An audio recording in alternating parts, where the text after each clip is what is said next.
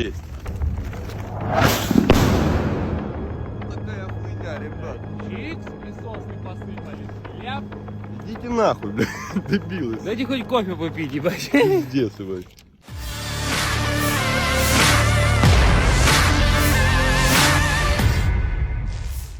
Beredar sebuah rekaman di media sosial yang memperlihatkan dua pasukan Ukraina di dalam parit sedang berada di bawah gempuran artileri militer Rusia.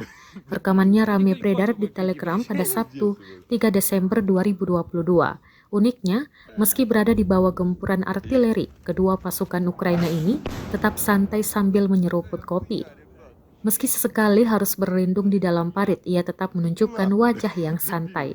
Rekamannya pun menuai berbagai komentar dari warganet, dan diketahui invasi Rusia ke Ukraina telah memasuki hari ke-283 pada Sabtu, 3 Desember 2022 sejak dimulai pada 24 Februari.